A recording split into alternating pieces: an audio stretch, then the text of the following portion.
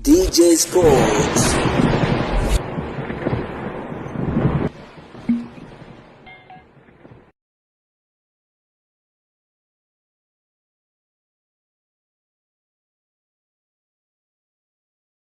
Bwana, Simba inaendelea kutambulisha wachezaji ambao tayari wamekwisha wasajili ndani ya klabu soka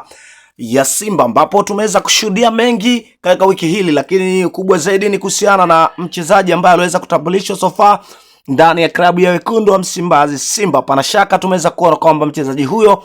ameweza kupokelewa kwa ukubwa kweli kweli, lakini pia tumeweza kuona kwamba usajili wa mchezaji huyo umeweza kukamilishwa na Jeruti ambao ni wazabuni wa klabu ya soka ya wekundu wa Msimbazi Simba, ambapo tumeweza kuona so far Simba wameweza kumtambulisha Ino Jospini Loemba, moja kati ya nyota hatari kweli kweli.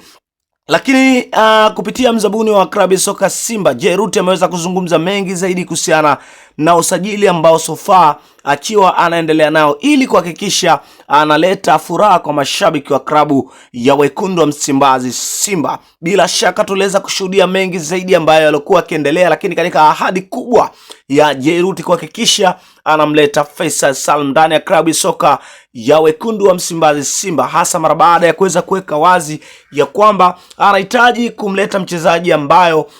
ni kipenzi cha mashabiki wa klabu ya wekundu wa Msimbazi Simba, ambapo tumeweza kuona kwamba kauli hiyo iliweza kupokelewa kwa ukubwa kwelikweli na mashabiki wa klabu ya wekundu wa Msimbazi Simba, hasa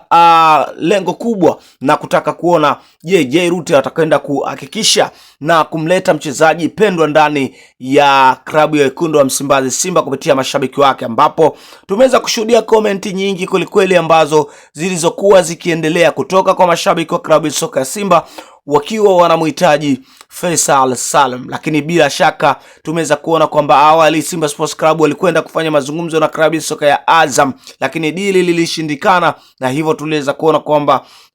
Simba walishindwa kukata tamaa, waliweza kurejea tena, ambapo sasa hivi kwa mujibu wa taarifa zinasema ya kwamba pia kuna klabu kutoka huko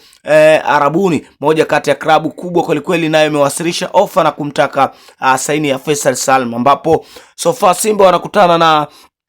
competition na timu ambayo yenye uwezo kifedha, timu ambayo inaweza ikatumia gharama nyingi kwelikweli kusajili mchezaji. Je, Simba Sports Club wataweza